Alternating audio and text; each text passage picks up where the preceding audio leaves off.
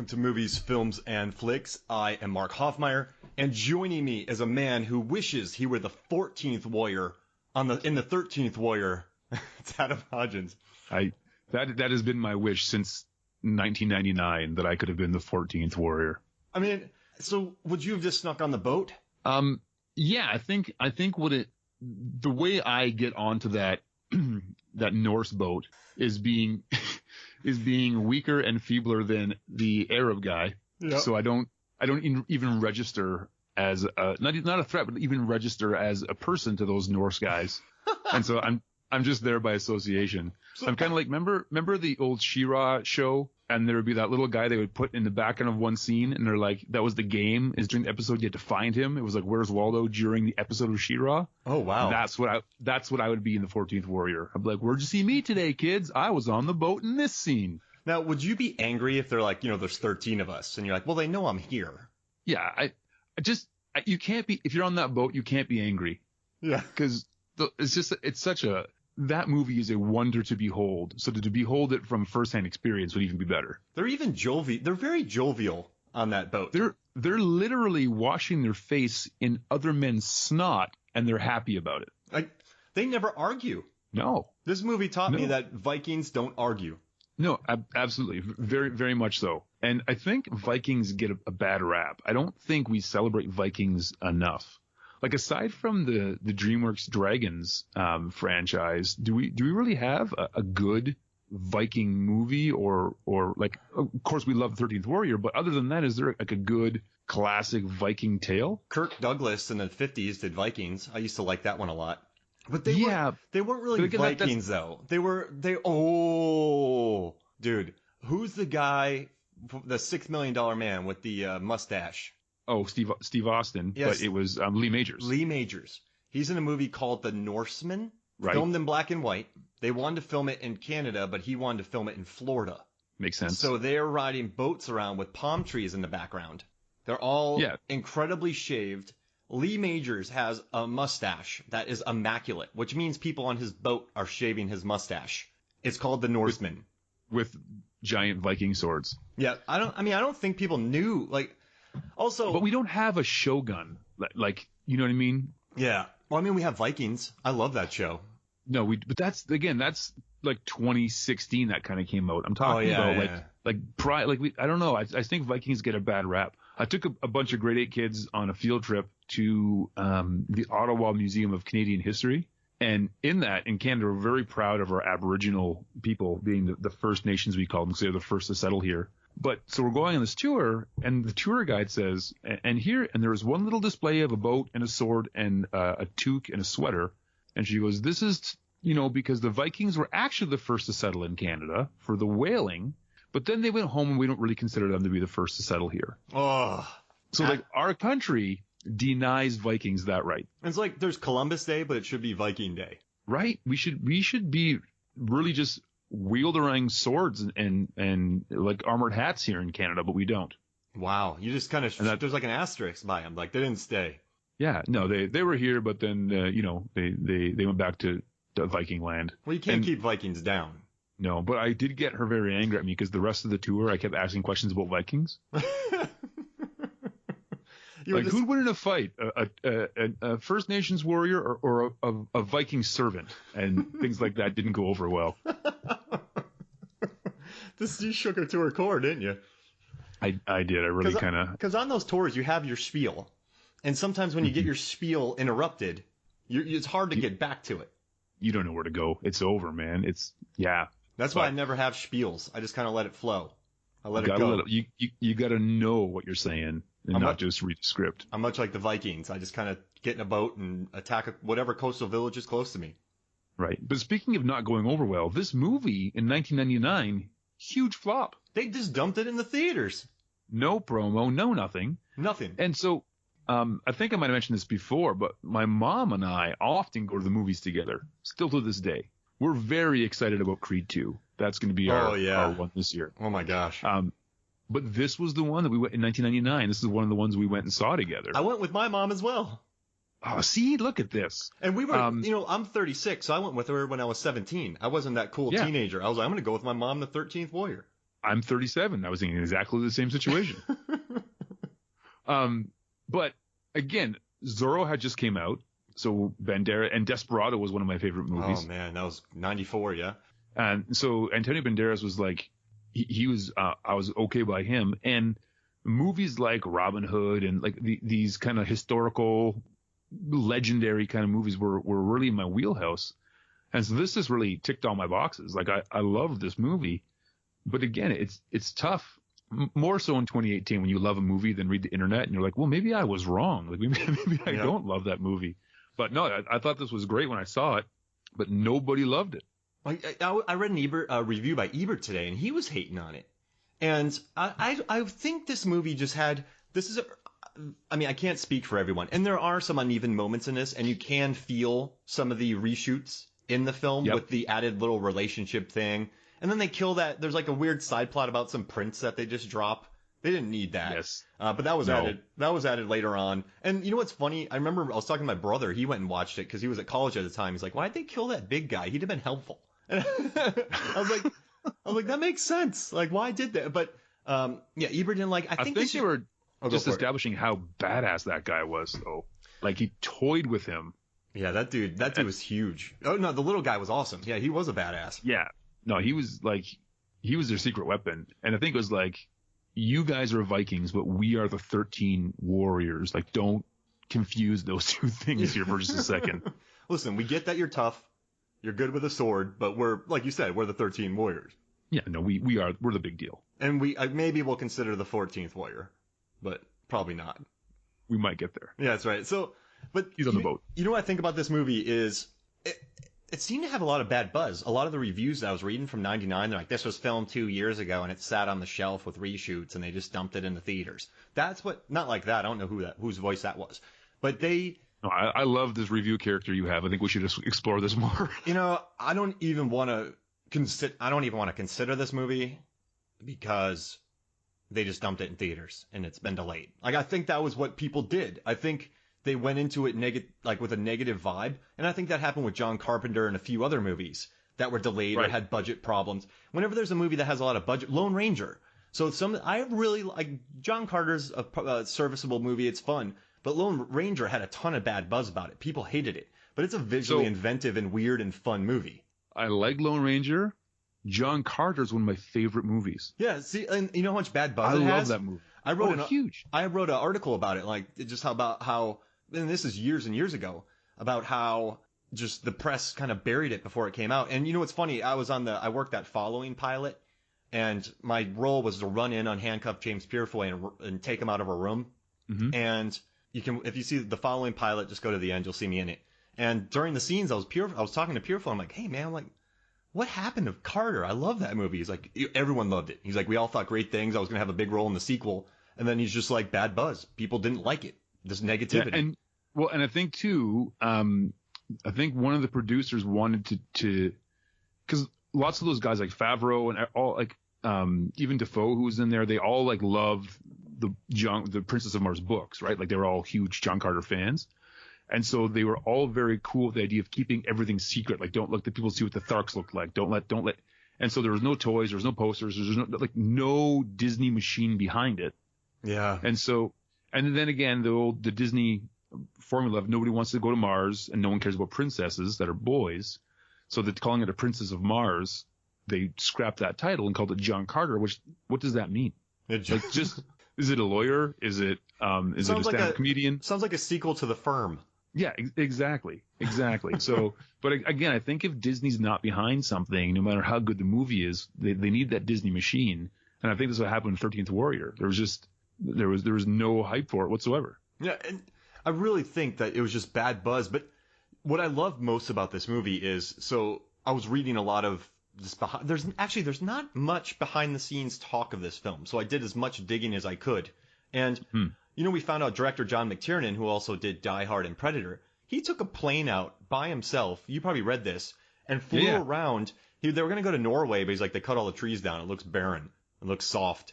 He's like, but I was flying around British Columbia, and there was just an area I found surrounded by trees for 5 miles. And they filmed there. Yeah. This movie, The Revenant got a ton of bad buzz for shooting in the wilderness and I mean, it was an absolute insane shoot from all accounts. But and it's an exhausting movie to watch because of that. And this movie, though, it holds up. This movie's going to hold up in 20 years because the sets are built practically. There's a lot of in-camera shots. There is some visual effects, but for the most part, they built big sets. They put 40 people on horseback, put bear outfits on them, and have them charge with flames in their hands towards the camera. These hold up. That's why it does, and that's why Conan the Barbarian is one of my favorite movies, because it's always going to look like Conan the Barbarian. Yeah, like it's no sound stage. They built this city, and they built and there's something to be said about that in camera. You're watching. It's almost like you went back in time and just filmed the Norsemen doing their thing, and that there's nothing artificial about it. Mm-mm. And also, I like that Banderas, much like Kurt Russell in Big Trouble in Little China, Banderas wasn't the tough guy in the beginning of this movie. He just got off of 2 Desperado and Zorro, massive buzz, and he played the little guy who becomes the tough guy. But in the beginning, they make fun of him. So I love how he went into this without an ego. And and did this. Like, this is, I don't know. I love it. I love this movie.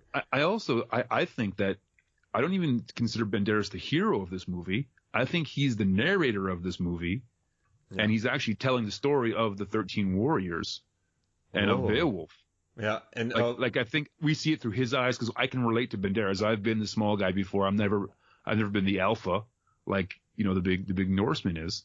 So I don't think this is his story. I think he's just telling the story of this adventure. Oh, wow. I didn't even think. And so Bolvife, right, is the hero of this movie. And he's the guy. Everybody, not everybody, but when you talk to a majority of them, mostly men who are our age, when you talk to them about Bolvife, everyone loves him. Everyone does. Dudes our age love Bolvife because he's just he's all business. He kills the well, I guess we'll get in the movie on, but just the stand that he makes, the way he leads, just the whole dude's demeanor. So you talk to him, also the way he commands a room. Like, there's 12 alpha males there. Nobody questions his word. Yeah. I mean, if one of us were the leaders, there'd be infighting everywhere. People would be scheming to get the top. We'd still be discussing whether to bring the Arab with us or not. Yeah. So Bolvife just takes care of business. And, oh, man. But this movie, though, they said that the budget ballooned up to about $180 million inflated for today's money. Yeah. But you know what, though? I think that's a reason why it still is building and has a cult audience, because it looks great. And again, it's way more expensive to be on set shooting than on a sound screen, or like in a sound stage with green screen. And so the reason it costs so much money is also the reason it looks so good. Yeah. Right. Oh, for sure. Yeah. No, it's brilliant to watch. One of my favorite things at the beginning of the movie is, and this is coming from a pastor, but that their religions are compatible. So you have the Arab advisor. So Banderas is exiled from his kingdom because he seduced the king's wife, right? Yeah. So then he gets sent out with his buddy there, his Omar advisor, Omar Sharif, who then's like, oh, you're gonna get called in this adventure, and then the bone lady comes in and casts down the bone lots, and so we get the Arab religion, and then we get this Norse witchcraft, and somehow they're both pointing in the same direction in very compatible religions. Yeah. Which always I was like, that's an interesting twist that isn't explored more often. What are their roots? Do they actually combine back to the same deity? We don't know that, but we do know all signs are pointing that you will be the 13th guy. Yeah, and he was not happy about that. No, he wanted to write poetry and pray. That's what he wanted to do. I do love, though. So in the beginning of the film, he gets sent away, and there's these, raiders, whatever, going to attack his party, and some Vikings just randomly roll up on a river, and then the marauders run away. They're like, run away, Monty Python. Better. Yeah, exactly. We're not messing with Bolvife. And what I like, though, is the people in Antonio Banderas' party, or Eben, I guess we can call him Eben. That's yep. They're like, we shouldn't talk to them. And he's like, I'm an ambassador. I'm supposed to talk. And I like that scene with him. And when he listens later on, and when he learns their language, I feel like with him, he's a very curious soul. And so when he says, I'm supposed to talk, I thought that was a really good line that establishes him as a character. Well, I think right away we're given maybe his worst character trait, right? That he seduced, he stole somebody's wife. So that's but everything he does after that, even though it's not the easy decision, it's always the right decision. Oh, so it wasn't easy to go talk to the Vikings, but he did it. It wasn't easy to go on the adventure or the quest with them, but he did it. It wasn't easy for him to figure out a way to keep up with those big guys, but he did it. And so everything and even at the end when he leaves, it might have been easier for him to stay there and just, be assimilated into the culture, Dances with Wolves style. But he always does the right thing. So I think we're really getting that he is the moral compass of this movie. Oh, wow. I didn't even think of it. Man, you really broke that down.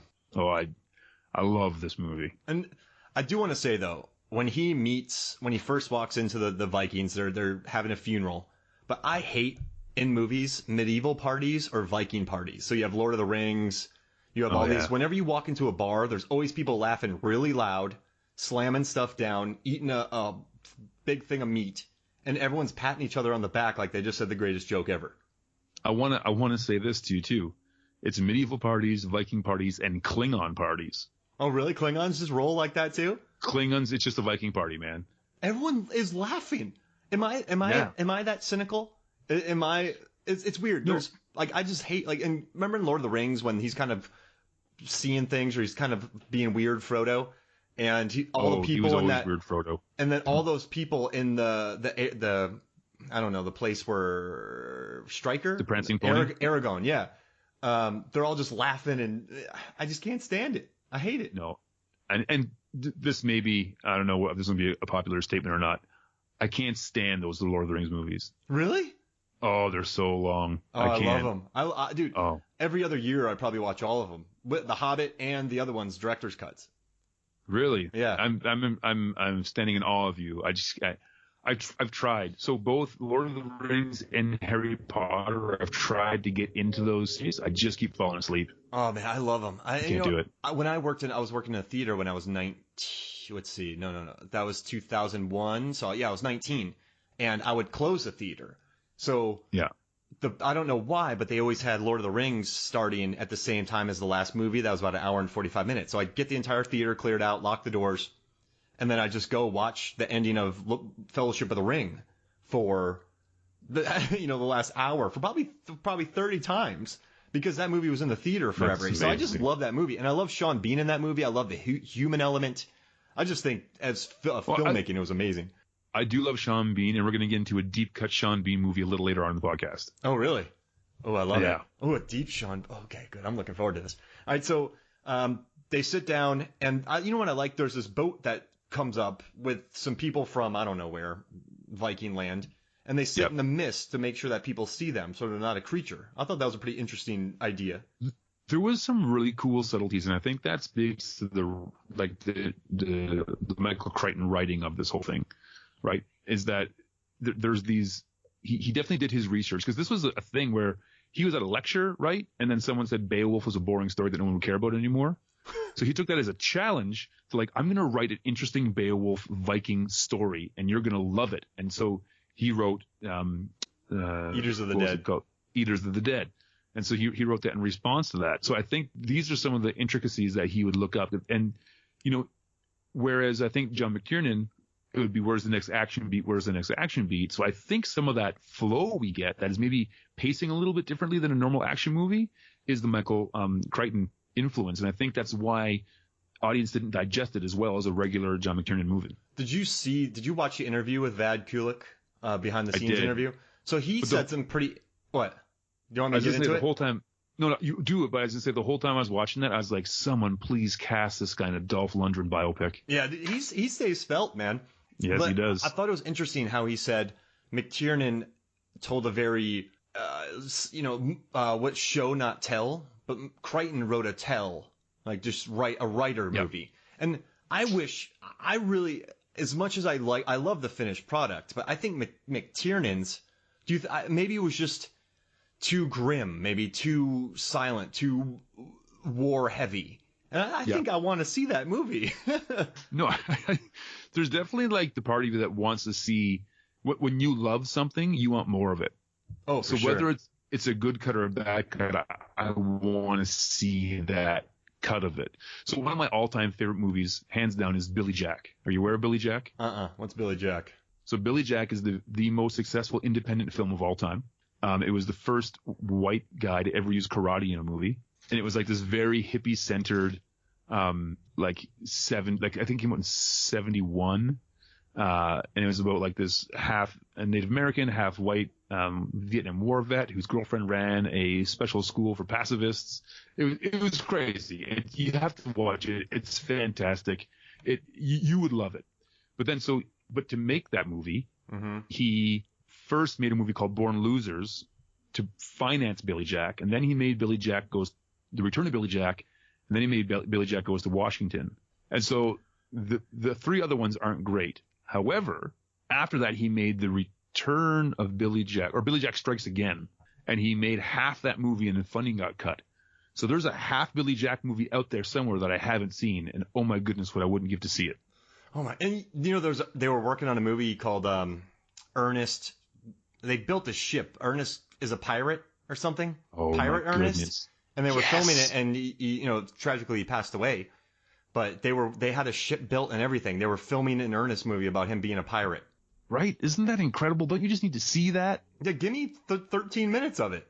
Right? Or even the George Miller Justice League movie that just give me the costume tests. Give me that. Oh man, give me the script read through. Give me the script. That movie would have been fantastic. Oh, it would have been amazing because George Miller doesn't do anything bad. Babe is fantastic, even though it's about a pig. I mean, well, that was a Best Picture nominee. Right? He made George pig. Miller's the man. Yeah, he's a beast. He would have done a good one of these, but I still like what McTiernan did. Yeah. But all right, so actually, we have a couple questions that we didn't get to, and one of the questions is, it's more of a statement. So our friend Nathan said he wrote a paper in college about the outfits, the costumes in 13th Warrior, and he said none of them fit the time frame or the location, and he wants to know why. Well, I think Well, I did some research and I found out. Okay, you go. I was going to give my hypothesis, but you want me to give my idea, then we'll see how close it is? Yeah, let's do it. Let's hear it. Okay, so when I was in the Canadian Museum and they said Vikings were the first people and they had their display and their clothes there, they were very boring clothes. So I think that the period correct Viking clothing was way too boring and not warrior enough, so they took artistic license to make them look more like warriors. They said that in a certain amount of words. They just said we did not go period appropriate. We just did what we felt was right for the film. But they also added this in here, and they said the disparate armor worn by the Vikings can be explained by the Norse tradition of taking the armor of a vanquished foe. It was also a display of status in Norse society. The nicer the armor, the higher position. Hence, a Bolvais ornate set, and why Helga appears to have a helmet of a Roman gladiator, which he does. So they took those from people. So that's why they don't match up. So like you said, they took artistic license because the outfits were probably pretty boring and they didn't look cool. Right. But also Vikings took from, they stole. They pillaged everything.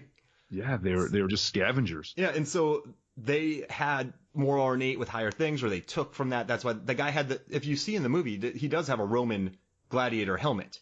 And he probably took that in a battle. So that's why. So they took artistic license, and they also planned on them just having a different look because that's what Vikings did. So that's pretty cool that that's explained. Yep. I'm behind that 100%. All right, and what's the second question? The next question is, how long did it take for Eben to learn their language? Okay, so can we build up the scene? So they're traveling on their way to the boat, correct? Yeah. And they probably they do not like Eben. They hate this guy so far. They hate Eben, and I think they probably traveled, got on the boat. They probably got out in the water, did some more trips, parked somewhere, did this, that, and the other. So you think it was done in maybe one night? Well, I'm looking at Eben, and he is a scholar. He's a poet. He studies language. So I think this is really in his wheelhouse. And from what you can tell about language is once you establish the root language, the rest of it is just semantic. That's the key. So I think Eben very quickly, within a day or two, was able to decipher this language. Oh, wow. I mean, that could be because that scene doesn't really show him moving much. But I guess I got the vibe that they were traveling for a long time. This wasn't like Pirates 3, where in 1 second they're in, 1 second they're in China, the next second they're in the Caribbean, and then the next second they're back in China, and then they're back, then they're in Australia, then they're there. This movie, I felt they traveled for a while. They would take their boat out, and he just listened and he just observed during this long journey. Because let's face it, like these boats, they move fast and they're well equipped, but it would take a while. So I just think over the course of all these different times, he just sat and listened. So they probably thought he was being morose, and they didn't even worry about him. And they're like, he doesn't understand us. So they didn't. Yeah, he's a simpleton. Yeah, so I think over that time, he figured it out. And I think what you're saying could happen as well. But for me, I just got that vibe where it had taken a while. And I actually appreciated it because it seems like it would be a pretty long journey to get to where they went. Right. But I think we can both agree that it is one of 3 of the most BA scenes in this movie, of all movies. Like, I love it. It's brilliant. I listened. And why do people, do you think that's just, when people make fun of scenes because they just make fun of it, do you think this got made fun of because people just think it's a scene that gets made fun of? I liked it a lot. No, and I think this so when I watched this with my mom, and then the next day I was like, oh, and so some of my friends went to go see it, like with just their friends. I said, like, did you guys love it? Like, it's really good. And again, they were already making fun of that. Oh, I listened. I'm like, the way that was shot, the way that was revealed, he had that moment where he just like put them in their place. I thought it was just like, it showed again, he's doing the right thing. He's caring. He's listening, but he's also like not to be messed with. That's the first hint of like, oh, there's something with this guy you got to watch out for. He's more than meets the eye. He's a transformer. And I want him. He's Bumblebee.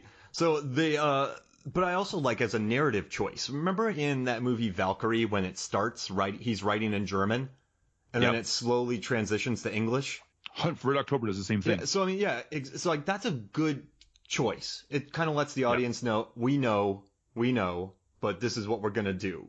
And this movie, I think you started off with the languages, they didn't understand each other, and then not only do you get to switch over to just primarily English, but you also establish the character that he is observant and he does want to communicate and he does want to keep learning. So it's a twofer. It's good for the narrative and then it's good for the character. Exactly. Now, go ahead. Oh no, go. I was just saying, the way that it was, they did the whispers and the overlay of the English and the Norse language. It was almost musical the way they did that. It was so good. Yeah, and sometimes there were times where if you quite didn't understand the word, they still used, like, they threw in a random term. So even when they were speaking some English, there were random phrases that weren't quite in English. So maybe he didn't understand that he wasn't fluent, but he got by. Yeah, I think that's really, I don't know. I just love that idea. And it was just a smart narrative discussion. So, this movie, I get that the clothes aren't good, but they made that decision and then they made the decision with the I listened. And I have a question. If it wasn't so maligned, would you still like the I listened part as much? Does that make sense? Yeah, I don't know. I think it's such a good character moment. Yeah, it's such a win for Eben, and you can't take that from him in any way you look at it. That's like what I think it is one of my favorite characters. You know what? This is really random, and there's probably others, but if I think about it, but one of my favorite character moments ever is in the Bourne Legacy with Jeremy Renner, and they introduced Edward Norton's character by just having him running in the rain at 4 a.m. He doesn't say anything. He doesn't talk. Well, obviously, if he doesn't say anything, he doesn't talk. There's no name tag on him. But he's just running in the rain at 4 a.m. Like, what does that tell you about a character, that he can run in the rain at 4 a.m.? Tells you that one day he yearns to be Tom Cruise. Yeah. But the dude's driven. He probably has a solid routine. Yeah, I was going to say he's very regimented.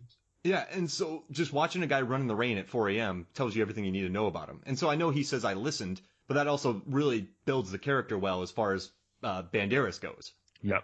Absolutely. I like listening to Vikings talk, though. I wish it would have been all in, Norwegian or... What's the... Norwegian? Yeah, Norwegian. Or just do the Viking weird accent in the show Vikings. Exactly. Or Floki. So I looked up some Norwegian Viking stuff. Mm-hmm. And how everybody has weird delicacies that they eat? Like each culture has weird delicacies. Yeah. In Norway and in Iceland, one of the delicacies is they take a shark. So they catch a shark and then they take the guts out and they bury it on the beach and let it rot for 6 months. And then they dig it up and eat it. Wow. Yeah. See, I respect that. They're not just like those shark finners. Like they eat the whole thing. Like, and see, I'd do it. Would you do it? I would try it. I'd let you do it first. I'd let the 14th warrior eat it. Right, because no one's going to see me eat it. If I die... You always keep a 14th warrior. To eat the fermented shark carcass. Yeah, just in case. But I'm just saying, like, if you were to say, hey, we're making a fictional movie about warriors, what's the, like, most warrior-like food? It's like, well, they take a monster from the sea and let it rot, and then they eat it. Like, that's the thing that's real. And it's called Hakaro. Do they still do it?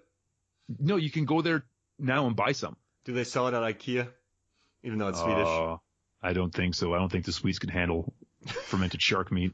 I did write a fake movie called Sharks in Sweden starring Dolph Lundgren. Oh, why is that a fake movie? Why can't that just be a movie that's not been made yet? And I also wrote a fake story about a movie called Squid Lake, about some squids that get into the Great Lakes and they just adapt and then they terrorize the Great Lakes.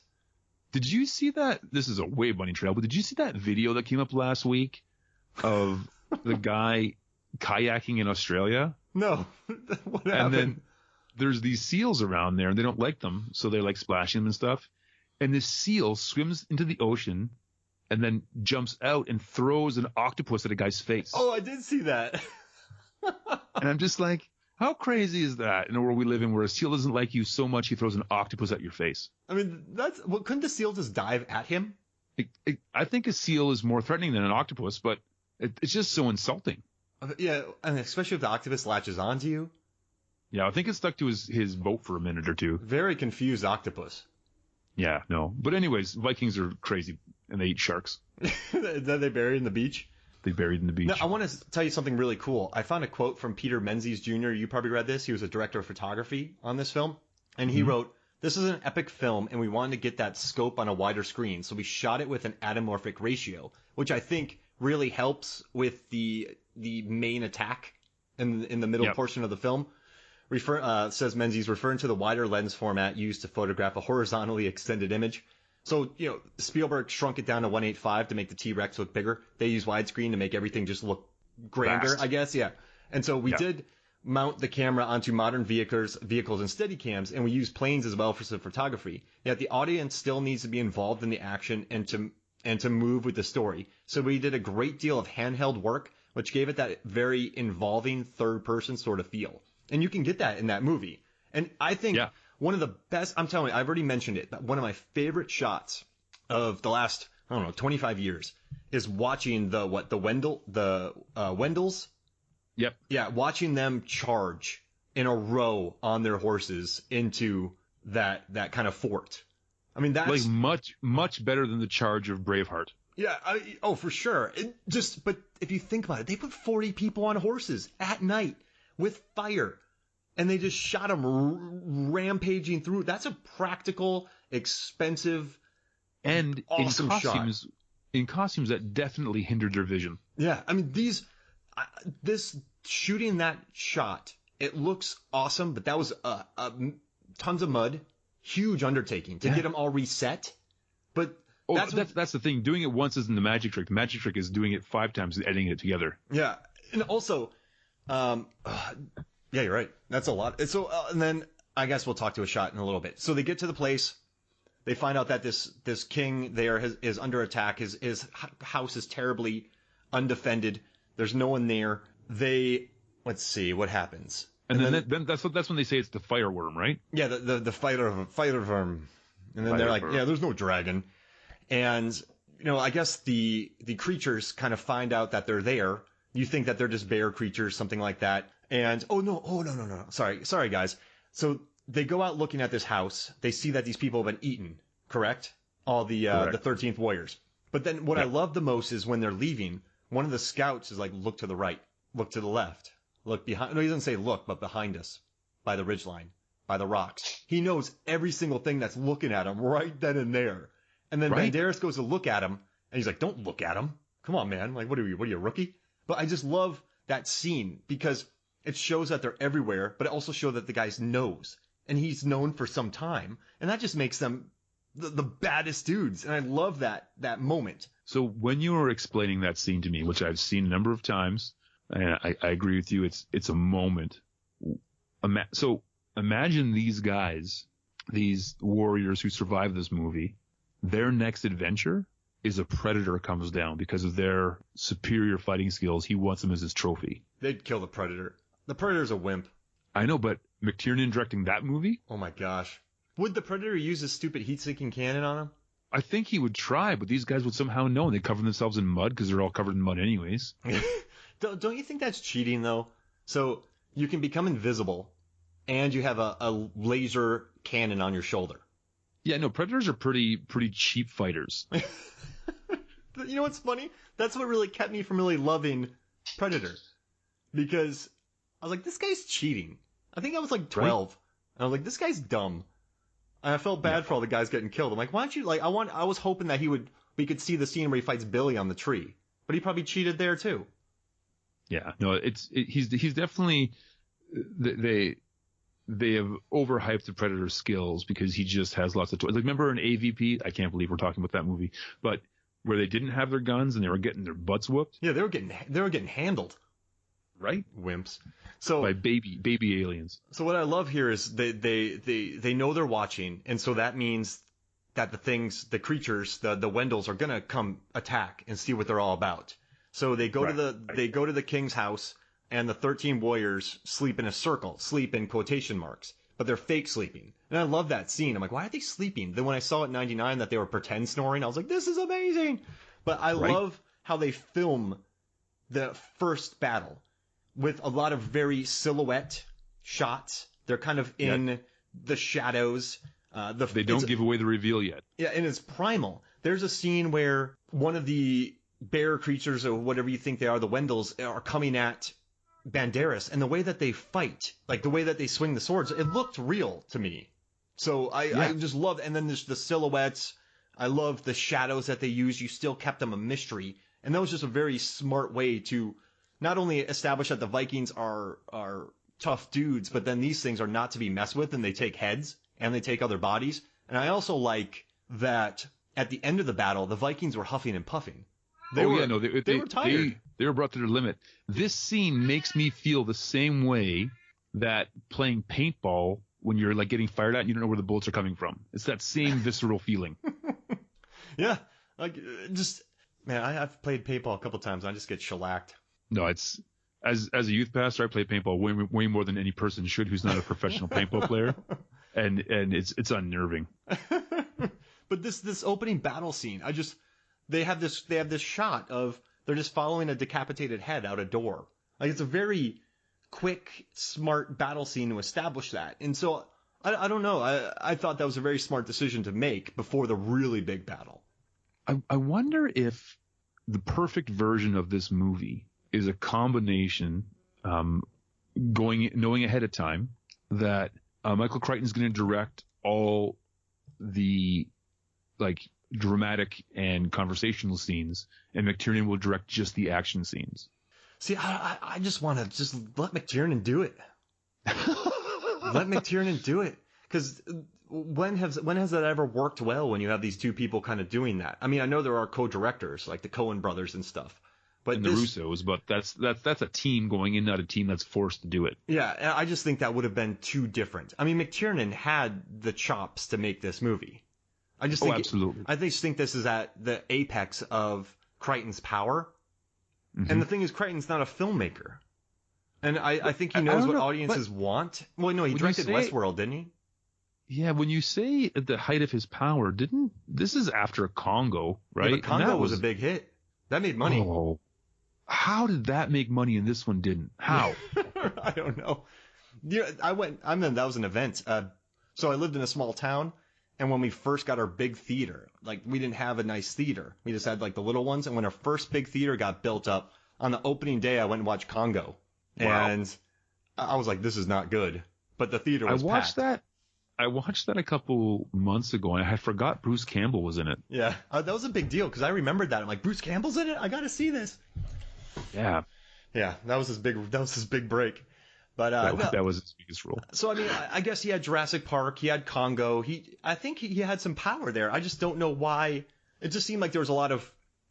It seems like almost a Rogue One situation, but Rogue One was successful. Where Rogue One, apparently, the director's cut's very warlike and very downer. And then they came back and refilmed it with Tony Gilroy came to direct the scenes, and they added all the hope into it. Right. I want it like a nihilistic 13th Warrior. Because after this initial attack, they build the fort, and that's all cool. Everything looks beautiful. But this is the middle part between the first attack and then the big battle. And I guess 2/3 of the way in is where it really slows down. Because you add this random relationship. Banderas is talking to some blonde Viking lady. And then you gotta have that, though. What? You gotta have a lady. Yeah, I mean, I guess. But the problem is, if her character was actually written well. But I just feel like they threw her in. I feel like that was that was definitely a studio decision. Yeah, and so for me, they're just like, we need somebody else in here, and I don't think that did this. Yes, she did fine as an actress. She did exactly what she needed to do, as good as any actress could have done. Yeah, but it was an afterthought of a character. And it came after this high of this really cool battle and this journey and all this, and then you have the scene where there's this prince and he's planning something, so then this guy goes and throws mud on some dude's back, and then he cuts his head off. And it establishes him as a tough guy, but it also kind of makes them look jerky because they just decapitated a really good fighter.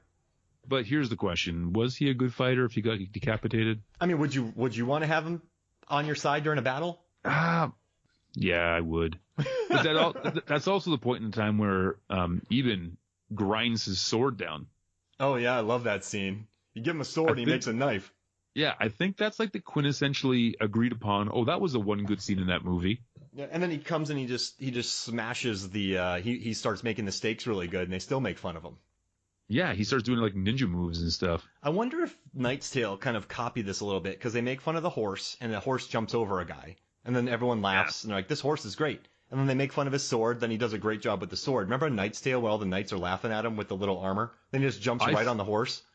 I firmly believe that you and I could do a commentary track to A Knight's Tale and reveal that there is not one single original idea in that movie. But I love that movie. Oh no, together it's a great combination.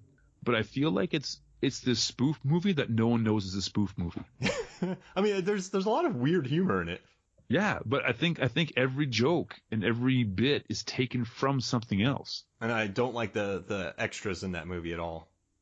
Oh, I don't. There's a lot about that movie that you love the movie on a visceral level, but you know it's wrong.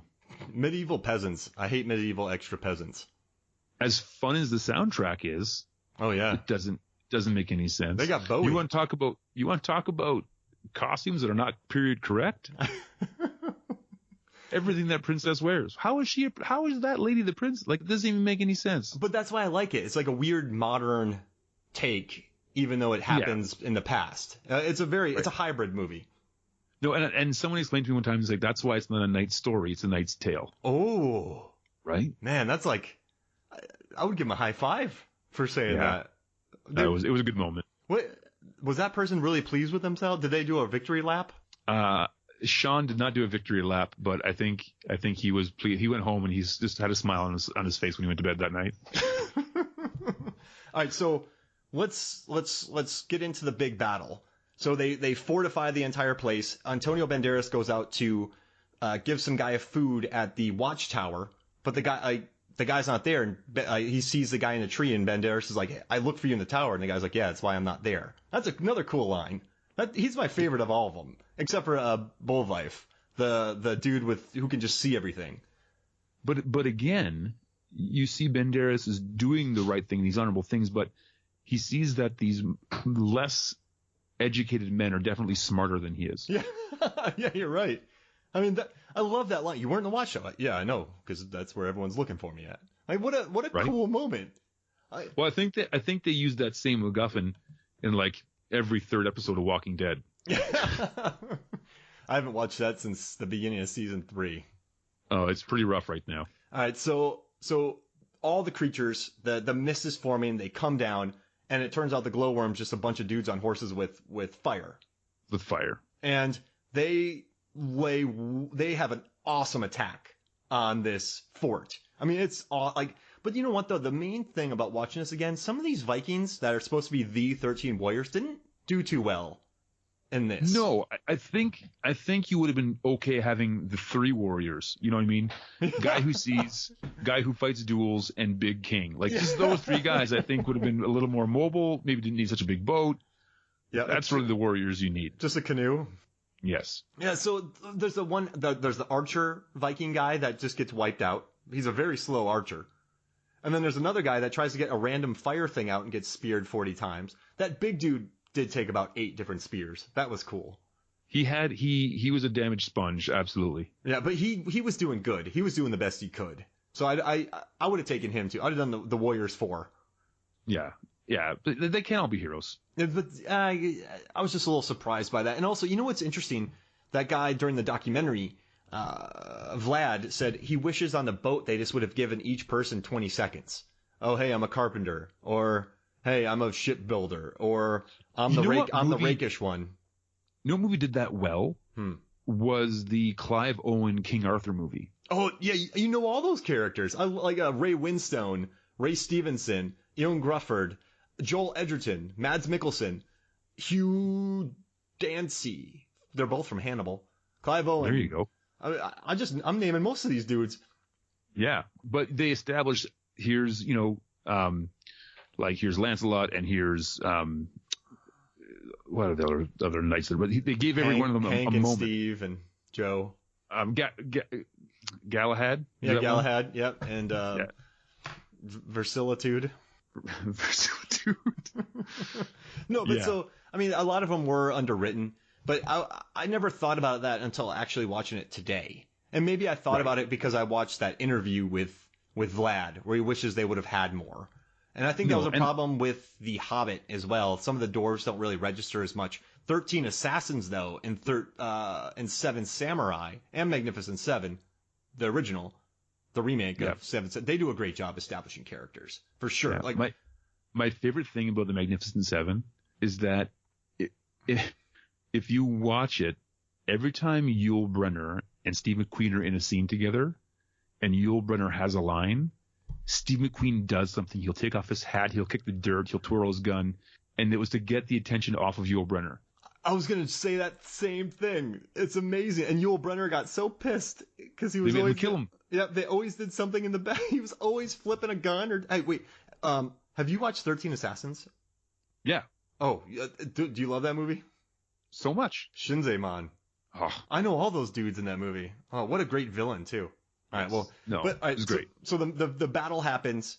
Why do they leave? Why do the Wendells leave? Because they got them on they got the humans dead. Here's what I think.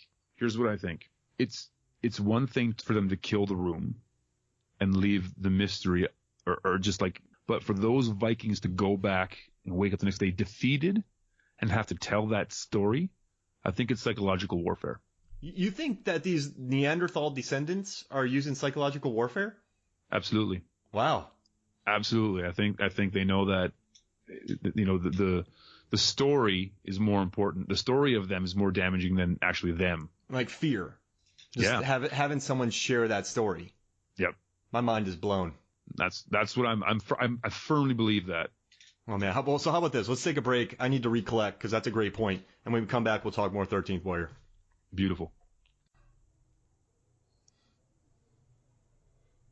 Welcome back to Movies, Films, and Flicks. I love this movie. We took a break, and I just started talking about how much I love this movie. So we took a break to talk about this movie. Here's what I want to say. On a scale, let's do this. Jurassic Park, Congo, 13th Warrior. What's your favorite Michael Crichton movie? Oh, I mean Jurassic Park. But the thing is, it had the luxury of being directed by Spielberg. Right.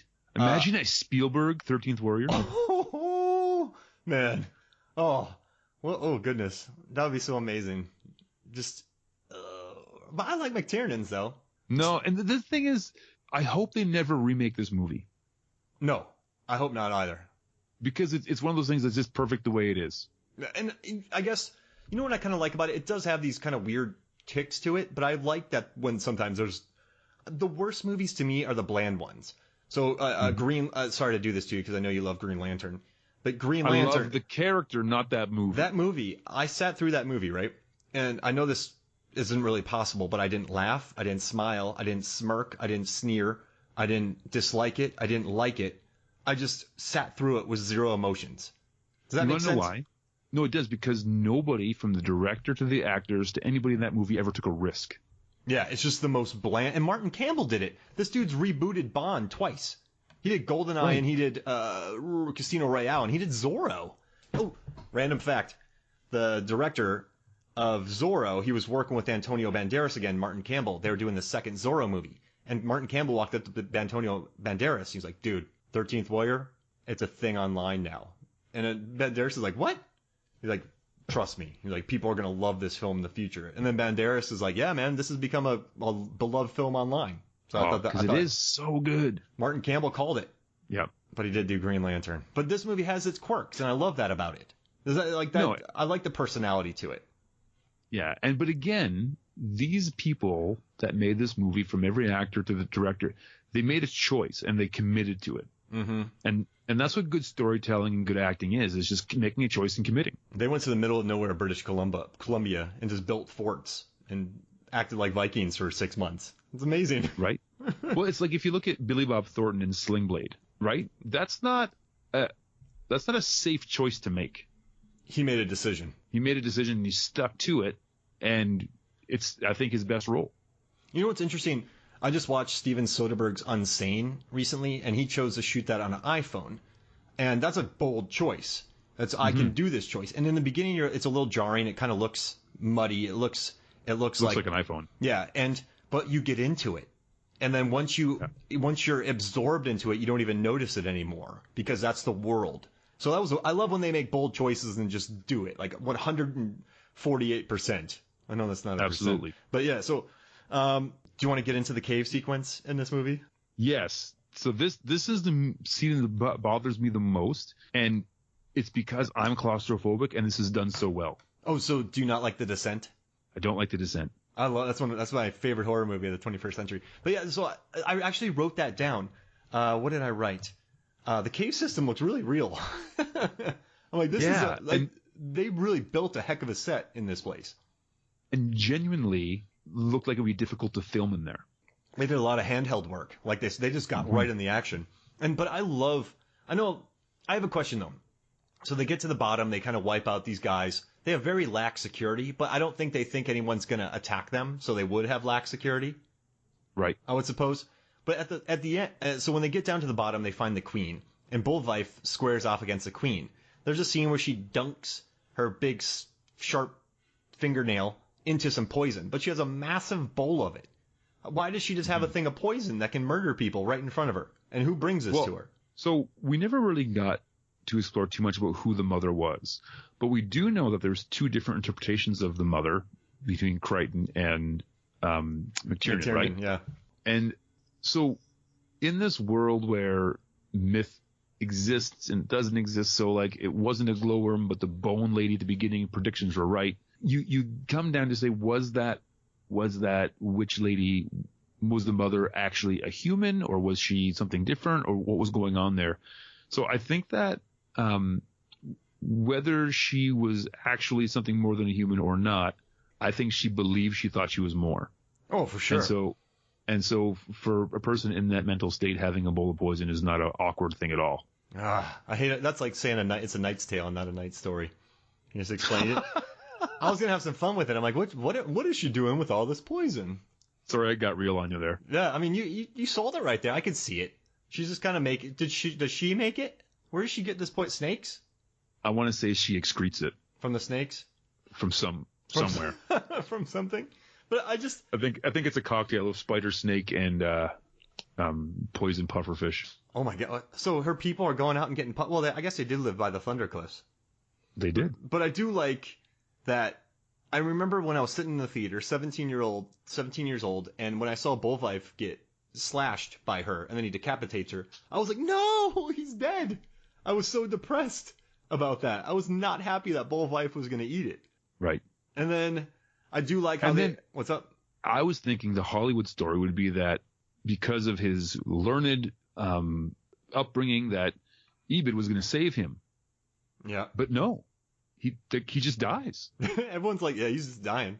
It's going to happen. But it does lead to one of my favorite moments. And a lot of people hate the final battle scene because it's too abrupt. So I was reading on Reddit and a bunch of comment boards that I could find, and people were complaining that it's too abrupt. But I thought it was just about right. I think the audience would have been too exhausted for another big brawl. And I like that they just focused on Bullwife, this dying dude taking a massive sword and killing the leader of the Wendels. No, and I think it needed to be abrupt because I feel that's how Bullwife would have handled it. There would be no toying. I have one job, to kill you as quickly as I can. Yeah. And I think those Vikings genuinely love battle, and we saw that with the duel with the shields earlier, where he decapitated that guy and toyed with him.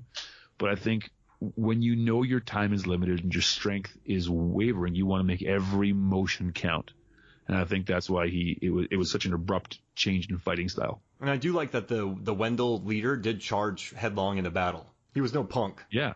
No, he was in. He was as committed. He believed in his task. Yeah, he was not in the back line. So it was two really great. I mean, if you think about him and the Queen, they were pretty good leaders to keep all these people fed and organized and trained and in shape and not murdering each other. Like they were good. I mean, he probably killed a lot of people, but and that also goes back to my favorite scene in John Carter. Remember when he kills those two white apes and he challenges the king of the Tharks to be the king, and then they jump at each other, and then when they land, the king of the Tharks just has no head. Like, it was just so quick.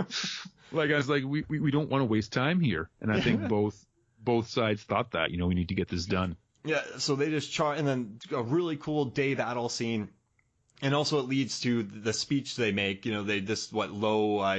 Something, a cool Viking speech, and then the battle happens, and then Bullwife wins. I thought I don't know, I love it. And then Bullwife sitting in this chair. I use that picture all the time for various posts. Just him, just a great leader. And that picture of him sitting in the chair, he looks just like Vigo from Ghostbusters 2. I thought it was the same guy from Die Hard 2. The blonde from Die Hard. I'm sorry, the blonde from Die Hard. Yeah. The guy with the where he's hanging on the chain. He chokes him with the chain. Yeah. At the end. I thought that was him. Maybe. For years, but he said I had an interview with McTiernan, and McTiernan never interviews people, so it seemed like he would have known him. Yeah, so I was pretty shocked when I heard that, because for years I've been saying that. The IMDb has been here the whole time. I just don't check it. But yeah, so then Banderas takes off, leaves, tells a great story. The movie's over. I love it. And it's like when your child does something really good, but there's a few little mistakes, you look over them because you love it so much. That's right. And so the quirks in this movie, I don't even register them as quirks. I just say that's part of the pack. It's part of the deal. And I do think I probably defend it more than necessary because of just the dislike that people give it. But I think the dislike also comes from the time when it came. So it was 1999. So The Matrix had just come out. Oh yeah, Phantom Menace was around. The Mummy.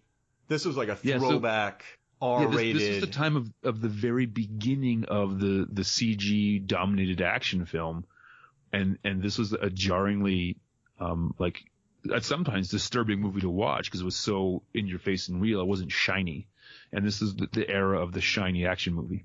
And there's a bunch of good creature features in '99, so like Deep Blue Sea. Well, I love Deep Blue Sea. Some people say it's not good, but I do. No, Deep Blue Sea is I have on my computer at all times 4 movies just in case.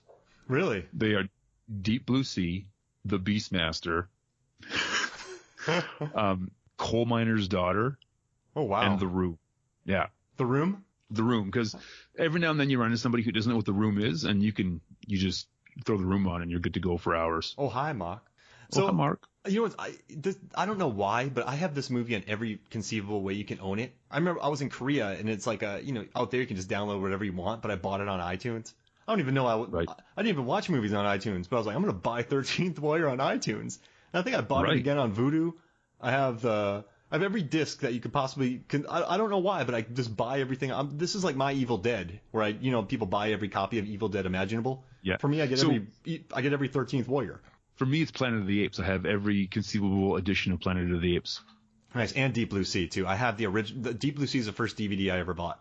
Wow, that's a good first DVD. Yeah. See, when I first got my DVD player, DVDs were few and far between, so you kind of had to buy what you could. So my first two, I got my DVD player for my birthday, and then I went and bought DVDs. And so my first two were the first Fast and the Furious movie. Oh. And Dude, Where's My Car? I mean, 2 car-themed movies. You had something going on there. No, it was definitely the party pack for the night. I paid I paid $238 for a DVD player that was massive in my junior year in high school. Huge. Yeah, and I used my Burger King money for it. See, I feel like we would have got along in high school. All right, so because I was the guy in high school that was like the champion of the laser disc. Oh man, that'd have been fun. I never could afford the laser discs. Well, I got here's the real secret is I got a laser disc player and 5 laser discs from a yard sale. What? In like in 98. Or no, sort of like maybe it was 97. So it was before DVDs were like even out yet. And so I was like, this is the future of, it blew my mind. I had only heard about them. And then I got one. I think I paid $50 for the whole thing.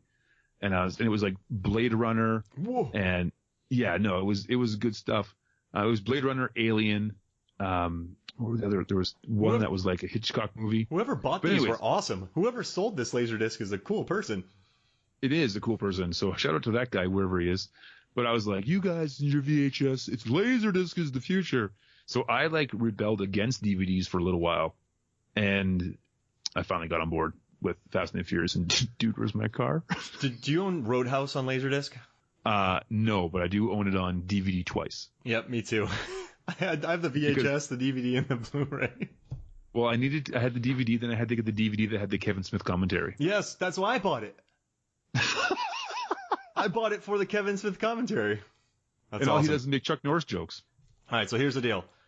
We knocked out 13th Warrior. Now we have something special for you all. We were going to open with this, but we wanted to get done with 13th Warrior. What we did was Adam and I are going to figure out, we're going to put together our own 14 Warriors. We're each going to have 7 each. So, but we picked 9 each in case there's overlap, correct? So I guess if there's doubles. We'll just announce our 7, and if there's doubles, we'll drop the last 2. And the rules that we gave ourselves was that it needed to be a human that could exist in our reality. Yeah, no Legolas. So it can be from like a future or a past walker, like no one with powers, no Deadpool, but a human that could be in. If I need to put together, Mark and I were like, let's take 14 people and go mess up some people in bear costumes. These would be feasible in our reality. Yeah, exactly. There would be like we could find them in our world, not space. Exactly right. Like you said. And again, there's a little bit of there's always a little bit of wiggle room, but no powers that would give them an unfair advantage in a fight. No, I cheated and I added one person from a TV show. Okay, and that's cool too. I didn't go down that road, but I had to do it, and you'll understand. No, and I know what I think I love you more for it. So do you want to go one each back and forth? Yeah, go for it. You go first. Okay, so my first pick, my first draft pick was Nick Parker from the movie Blind Fury, played by Rutger Hauer. Nick Parker, Blind Fury. Have you seen Blind Fury? I have not. What's he all about? So Nick Parker was a Vietnam POW that got shrapnel in his eyes and went blind, but was trained how to stick fight and sword fight by a general in a POW camp. So then the story picks up with Brendan Call from Step by Step. He is angry at his mom because his mom is getting a divorce from his dad died. His dad was Rutger Hauer's buddy in Vietnam. And so Rutger Hauer goes to pick this kid up and take him to his mom's house, but then there's like mobsters that want to steal him. So then blind Rutger Hauer reveals that his walking cane is actually a hidden sword and he's blind and he takes on a whole like squad of mobsters trying to kidnap Brendan Call. Whoa. Yeah, no, it is a dynamite movie. All right, so we got Rutger Hauer running amok. So my first pick is Artemisia from 300 Rise of an Empire, played by Eva Green. Okay.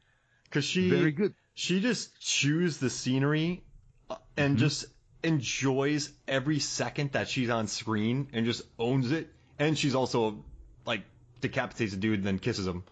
She's like just ruthless.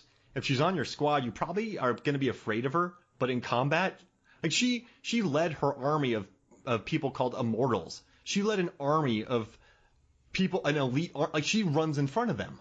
Like she controls an army of, quote unquote, immortals. And she leads a hand-to-hand combat battle over several boats. Yes. And I just love how in that movie that Eva Green has zero inhibitions. She just owns it, and she just chews the scenery, and everybody around her. I like Sullivan Stapleton. I thought he was good in the movie, but everybody around her just becomes background fodder because she's so good in it.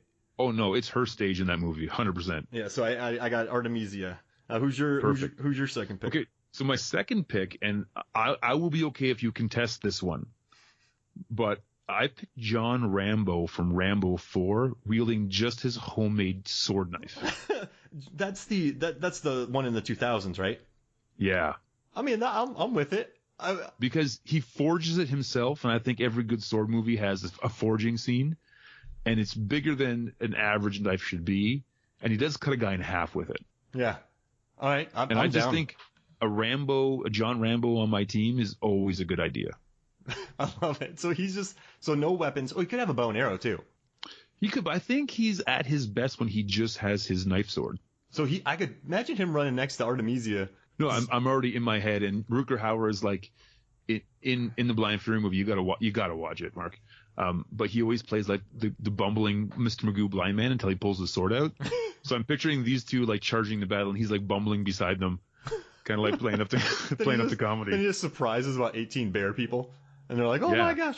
All right, so my second pick is this one is from a TV show, but it's Lagertha from Vikings, played by Catherine Winnick, and I've always thought she was like my favorite part of the show. But I love in the latest season, there's a massive battle, and she is killing people with a sword in one hand and a decapitated head in the other.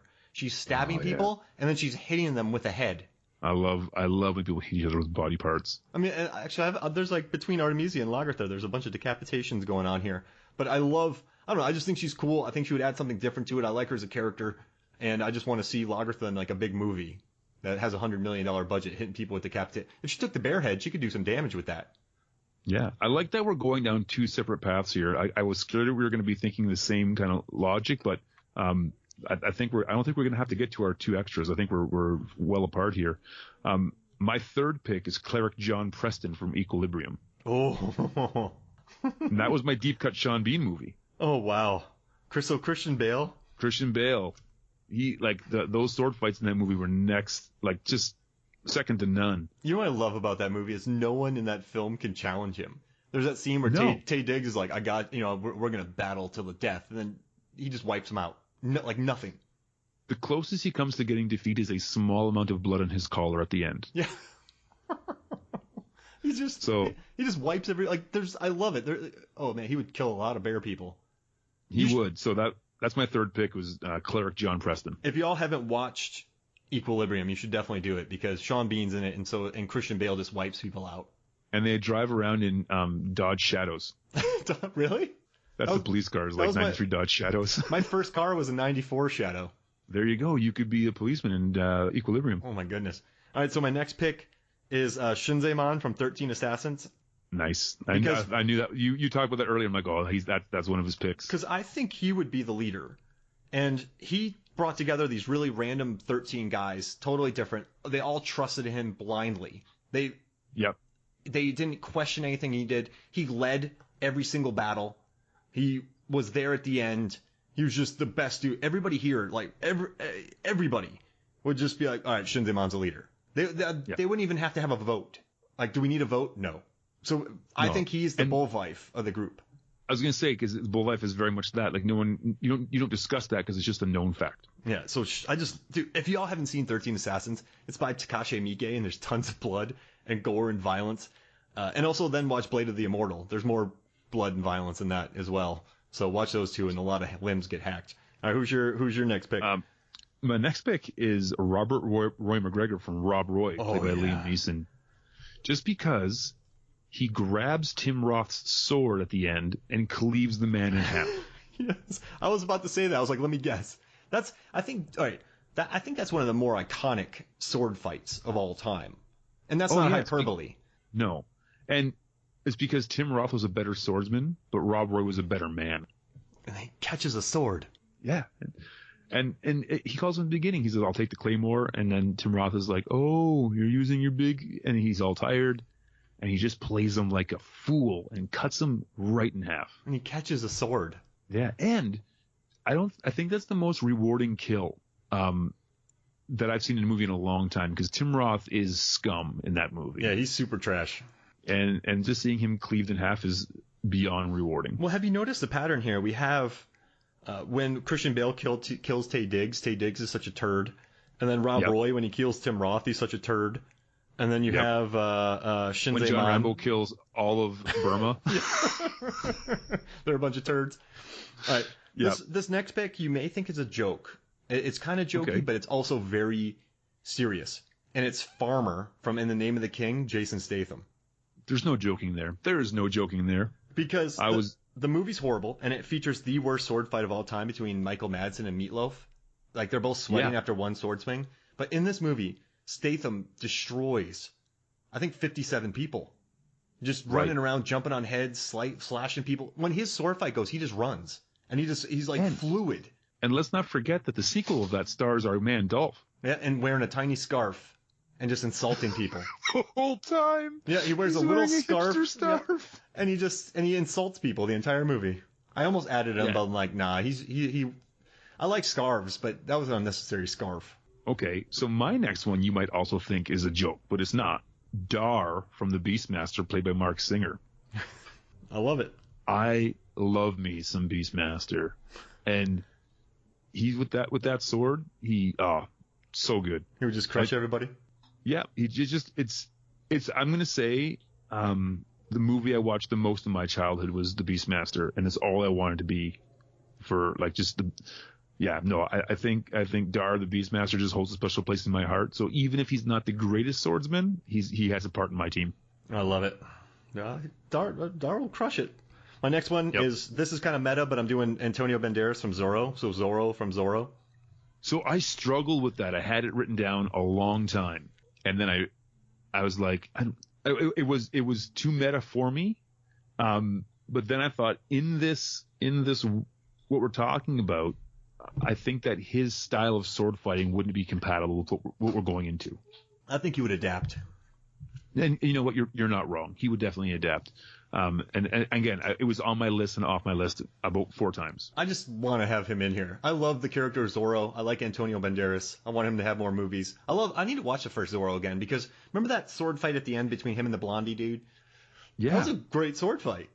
It was fantastic. And then those 2 movies you watch quite a bit with our kids, and they don't get unentertaining. Never. All right, who you got next? Okay, here we go. This is because I want my team to be as entertaining as possible. I have Matthias from The Scorpion King, played by The Rock. He never misses. He has a 100% sword accuracy rating. And his arrows too. He's too fast for a guy who can't get hit by arrows. No, well, he can like build a house using arrows. He just, instead of nails, he just. I love him. You know, so I wrote an article, and we'll cover it later in a future podcast. But I wrote about an article about all of the property damage in his films for Rotten Tomatoes, and I watched Scorpion King again, and I missed the rundown Scorpion King Dwayne Johnson. Right. Well, I think that's because he wasn't Dwayne Johnson then. He was The Rock. Yeah. And he was definitely being The Rock in those movies. And he was, I don't know, in a rundown, he almost lost some fights. And rubber bullets don't hurt him. So I like him a lot in Scorpion King. Yeah. No, I think Scorpion King is a tarnished property because of like the sequels and just how lame it got with Randy Couture and stuff. But that first one is very much enjoyable. You know, so I wrote this and then someone copied me. I swear, I wrote one time on Reddit, and then someone used it for Wikipedia, and then someone shared that Wikipedia, and then it blew up. I'm not bitter. So I wrote that. So right now, so you have The Mummy, then you have The Mummy 2, then you have Scorpion King, right? and then they made a prequel to the Scorpion King. Then they made a prequel to that Scorpion King, and then they made a prequel to that Scorpion King. Right. So it's a prequel to a prequel to a prequel to a prequel. Right. And so I firmly believe this, that any movie containing in the Scorpion King canon, which includes Mummy 2 and then all the Scorpion movies, every movie is in the same universe as the one that follows directly after it, but no other. Got it. So the canon changes with every new movie. Okay. All right, so you got I'm up next. All right, yep. This is one of my favorite characters. I got Okoye from Black Panther. Okay, very good. I just love her. She's awesome. She's dynamite. And just loyal, willing to go anywhere, crushes people in the final battle. Cool. Yep. This down to travel to Seoul on a minute's notice, and she already showed what she can do in Infinity War, just standing in the battle, wiping people out. I would just love to have her on there because she's just she's very professional. If you have her on our team, okay, you're paying. Let's say they become all mercenaries, right? And all these people just become mercenaries, and you hire her. She's going to do her job. Oh, 100%. There's no question with her agenda. Yeah, she is with you. All right, cool. We got one each. Yep, one each. So my final pick is Miho from Sin City. Ooh. Just like this badass ninja chick. Yeah, and she's just she's throwing swastikas ninja stars at people, and she's throwing just chunks of metal in people's guns so they don't work. And she's just ruthless. She wiped out a lot of people, didn't she? Yeah, I think she has the highest kill count in the movie, maybe next to Marv, but I think she's up there. So get this, it came down to 4 people for who gets into the 7. So I love Mio. But it came down to Mad Mardigan from Willow. I very much had Mad Mardigan on my reserve list because he would just be fun. He would add some humor to it. He would be because we don't. If you look at our list, who would be the I guess Nick Parker with his running. Nick Parker, yep. There's really no comedic relief in here. No. Zorro could be cheeky. Could be. And Mad Mardigan. Mad Mardigan. No, absolutely. So Mad Mardigan was one of my backup reserves, and the other one was Kai from 47 Ronin. Oh, yeah. And I think he would be unintentionally funny because he's just Keanu Reeves. Yeah. You don't know who mine were? Azim from Robin Hood, Prince of Thieves, Morgan Freeman. Nice. Because he has that awesome sword. And then I had, this one's really jokey, but I had Bemin from Season of the Witch, Nicolas Cage. Yeah. But he's just too dour. Right? He's too dour in it, though. It was funny, but I thought if I have to spend another movie with this character, I don't want it. No, it's too much. It's too much. It would be cool if at the end of our movie he steps in to make the final rescue or something. So he's in there for 3 minutes. He just comes in. Right. He's like Jet Li from The Incredibles 2. He's just there for a minute. And Chuck Norris too, right? Yeah. Oh, so I love our team, man. No, and you know what? No overlap. That was brilliant. I think these 14 warriors could take on any villain team I can think of. Like with the Miho, and then we have a very eclectic killers group here. And I want to say we have different sword fighting styles in here as well. Oh, completely. Do we have anybody who's the same? So Rambo has a big knife, right? Nick Parker has his sword? Yeah, and so Nick Parker it's I would say ninja inspired. It's a shorter blade and it's straight. Artemisia. And it's very much go for it. And then Artemisia, she carries 2 swords. Yep, but it's that Roman gladiator fighting style. Rambo just has he's just like a linebacker. He's just a cleaver. Yeah, and then we have Lagertha. She just has a nice Viking sword, close combat. Yep. Hits people with decapitated heads.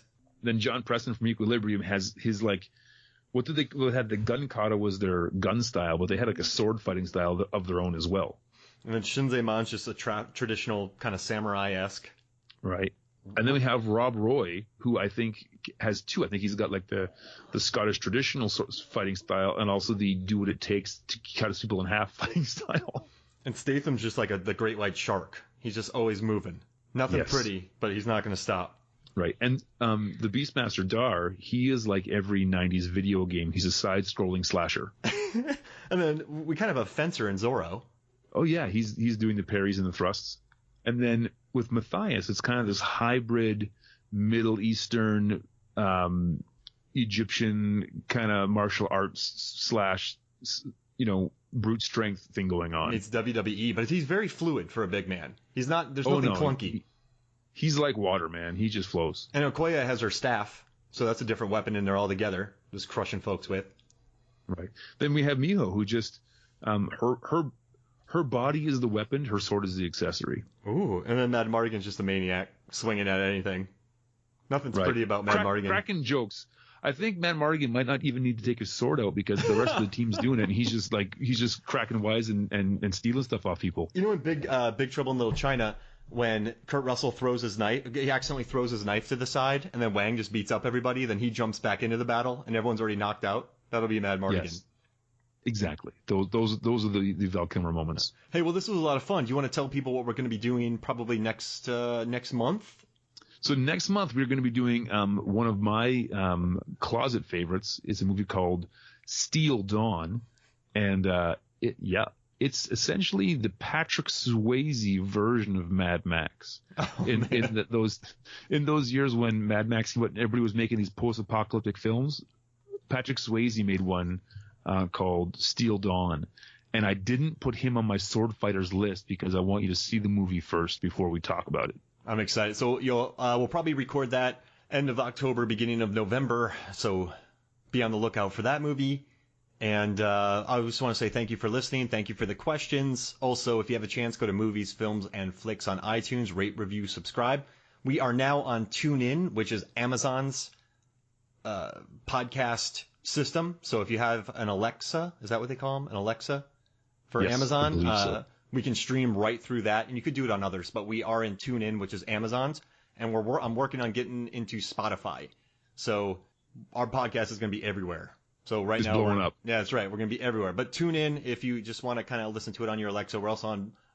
We're on a ton of stuff. But I think our goal, Mark, needs to be to get this podcast on 13 different platforms.